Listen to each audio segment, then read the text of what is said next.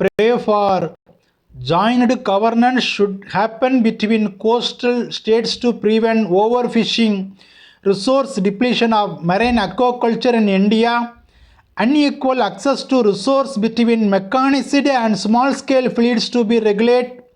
Indian Coast Guard and State Police takes the joint responsibility to prevent over-exploitation of marine resources and regulate interstate, intrastate, international marine fishing in Indian rivers, Indian Ocean in south, Bay of Bengal in east, Arabian Sea in west. Amen. Reference from 8th October 2025 Dhanamani Daily Newspaper, Chennai edition. கடல் வளம் குன்றுகிறது. இந்தியாவின் கடலோர பகுதிகளில் மீன்பிடிப்பது தொடர்பாக அண்மை காலங்களில் மீனவர்களுக்கிடையே நிகழ்ந்து வரும் மோதல் சம்பவங்கள் அதிகரித்து வருவது கவலை கொள்ள செய்கிறது.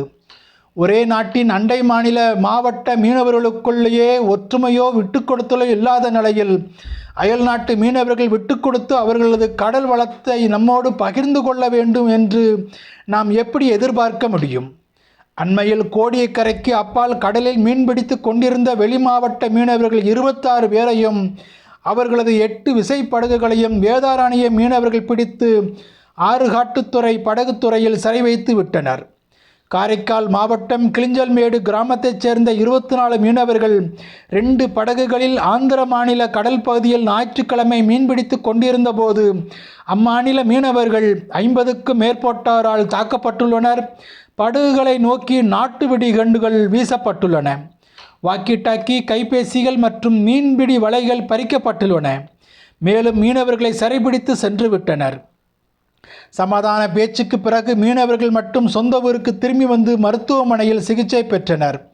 தூத்துக்குடி கடல் பகுதியில் நாட்டுப்படகு மற்றும் விசைப்படகு மீனவர்களுக்கு இடையே அவ்வப்போது தொழில் போட்டியால் மோதல் சம்பவங்கள் நிகழ்வது வாடிக்கையாக மாறி இருக்கிறது.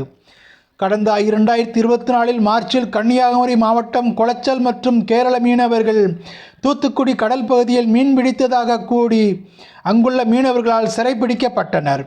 கிழக்கு கடற்கரையில் மட்டும்தான் இந்த மோதல் என்றில்லை. மேற்கு கடற்கரையில் கர்நாடக மீனவர்கள் கோவா கடல் பகுதியில் அத்துமீறி புகுந்து மீன்பிடித்து வருவதாக கூறி மோதல்கள் நிகழ்ந்து வருகின்றன. கடந்த 2024 முதல் 2024 வரையில் அவரான மோதல் சம்பவங்கள் தொடர்பாக 10 வழக்குகள் பதிவு செய்யப்பட்டுள்ளன. இந்த சம்பவங்கள் எல்லாவற்றுக்கும் கூறப்படும் ஒரே காரணம் எல்லை தாண்டி மீன்பிடிக்க வந்ததாக கூறுவதுதான் வேடிக்கை. நாட்டை சுற்றியுள்ள வங்காள விரிகுடா, இந்திய பெருங்கடல், அரபிக்கடல் ஆகிய 3 கடல் பகுதியிலும் சுமார் 12 கடல் மைல் பகுதிக்கு முழுமையான இறையாண்மை மத்திய அரசாக்குத்தான் உண்டு. சுமார் 200 கடல் மைல் பகுதி வரையில் உள்ள பொருளாதார வளங்களை பயன்படுத்தி கொள்ளலாம்.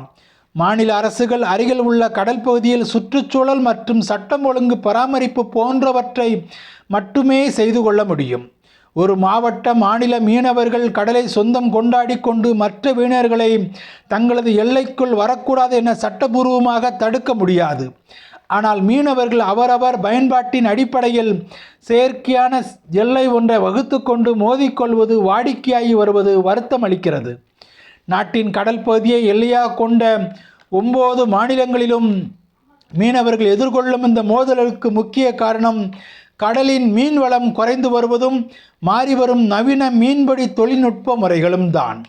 அதிவேக விசைப்படகுகள் மற்றும் இரட்டைமடி வலைதான் பிரச்சனையின் மையப்புள்ளி. ஆந்திர மீனவர்கள் 200 முதல் 300 குதிரைத்திறன் கொண்ட என்ஜின்களை மீன்பிடி படகுகளில் பயன்படுத்துகின்றனர். ஆனால் காரைக்கால் மீனவர்கள் சீனாவில் இருந்து இறக்குமதி செய்யப்பட்ட 600 குதிரைத்திறன் கொண்ட இன்ஜின்களை பயன்படுத்துகின்றனர். இதனால் வலைகள் மற்றும் மீன்வளம் பாதிக்கப்பட்டு வாழ்வாதாரம் சிதைக்கப்படுவதாக ஆந்திர மீனவர்கள் குற்றம் சாட்டுகிறார்கள். தடை செய்யப்பட்ட இரட்டைமடி வலை பயன்பாடு நிலைமையை மேலும் மோசமாக்குகிறது. இதே காரணங்களால் தமிழக கடல் பகுதியின் மீன்வளம் குறைந்துள்ளது. அதனால்தான் ராமேஸ்வரம் மீனவர்கள் எல்லை தாண்டி மீன்பிடிக்க சொல்லும்போது இலங்கை கடற்படையினரிடம் தாக்குதலுக்கு உள்ளாகின்றனர். இங்கு மீன்வளம் குறைந்துள்ள நிலையில் எஞ்சியிருக்கும் கொஞ்ச வளத்தையும் அபகரிக்க செல்ல வரும் குளச்சல் மற்றும் கேரள மீனவர்களை சிறைபிடிக்க வேண்டிய அவசியமும் ஏற்படுகிறது. ஆந்திர கடல் பகுதியில் மீன்வளம் குறைந்து விட்டதாலும் அடிக்கடி புயல் தாக்குதல் இருப்பதாலும் அம்மாநில மீனவர்கள் கர்நாடகம், குஜராத், மகாராஷ்டிரா மாநிலங்களுக்கு இடம்பெயர்ந்து வருகின்றனர். ஆதலால் அண்டை மாநில மீனவர்கள் அங்கு வந்து மீன்பிடிப்பது உள்ளூர் மீனவர்களின் கோபத்தை அதிகரிக்க செய்கிறது.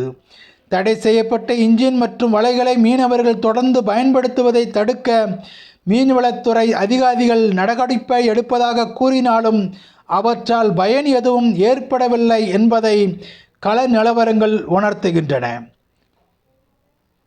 கடலோர காவல்படை மற்றும் கடலோர பாதுகாப்பு குழுமம் கண்காணிப்பு பணிகளை முறையாக மேற்கொண்டால் இந்த மோதல்களை தடுக்க முடியும். மோதல்களுக்கான காரணங்கள் கண்கூடு. அவற்றை சரி செய்வதற்கான நடவடிக்கைகளை எடுக்க வேண்டியது மத்திய மாநில அரசுகளின் கடமை.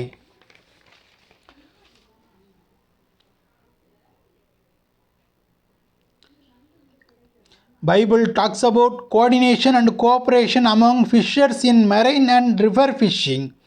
In Luke chapter 5 verse 6 to 7, they netted a great number of fish and their net broke, and they signaled to their partners who were in the other boat to come and help them.